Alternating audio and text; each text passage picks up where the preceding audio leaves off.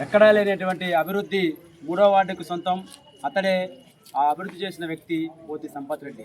గత మున్సిపాలిటీలో వైస్ చైర్మన్గా విధులు నిర్వహించి 3వ వార్డుని రాష్ట్రంలోనే అత్యంత ఆదర్శవంతమైన వార్డుగా తీర్చిదిద్దినటువంటి వ్యక్తి ఈరోజు హుజూర్నగర్ మున్సిపల్ ఎన్నికల్లో భాగంగా మన 25వ వార్డుకి రావడం మన అదృష్టంగా భావిద్దాం.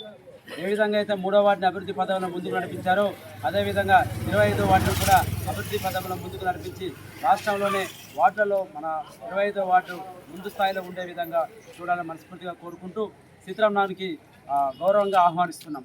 అదేవిధంగా సీతారాంనగర్లో ప్రధానంగా ఉన్నటువంటి రోడ్డు సమస్యలు అయితేనేమి, డ్రైనేజీ సమస్యలు అయితేనేమి, అదేవిధంగా వీధి లైట్ల సమస్యలు అయితే వీటన్నిటిని కూడా గెలిచిన తక్షణమే పూర్తి చేసే విధంగా ప్రణాళిక రూపొందించుకోవడం జరిగింది.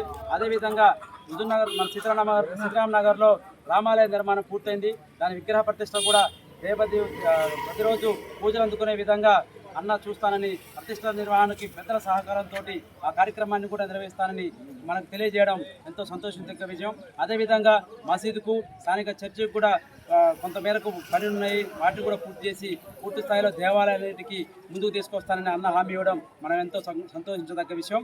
అదేవిధంగా అభివృద్ధిలో సీతారాంనగర్ని ముందుంచుతూ 25వ వార్డుని అభివృద్ధి పథంలో ముందుకు తీసుకెళ్తున్న సంపత్ అన్నకు మనందరం అత్యధికంగా ఓట్లు వేసి అన్నను కాంగ్రెస్ పార్టీ హస్తం గుర్తు మీద గెలిపించాలని కోరుకుంటూ, అదేవిధంగా సీతారాంనగర్లో మనందరికీ కమ్యూనిటీ హాల్ నిర్మాణం కావాలని కోరగానే అన్న మంత్రి గారి దృష్టికి తీసుకెళ్లి ఆ కమ్యూనిటీ హాల్ను కూడా మంజూరు చేసినందుకు అన్నకు హృదయపూర్వక ధన్యవాదాలు తెలియజేసుకుంటూ రాబోయే రోజుల్లో 11వ తారీఖు 4 రోజుల్లో 11వ తారీఖు జరిగే ఎన్నికల్లో కాంగ్రెస్ పార్టీ హస్తం గుర్తు మీద మీ అమూల్యమైన ఓట్లు వేసి సంపత్ అన్నను అత్యధిక ఓట్ల మెజార్టీతో గెలిపించవలసిందిగా కోరుచున్నాను. హస్తం గుర్తుకే, హస్తం గుర్తుకే, హస్తం గుర్తుకే.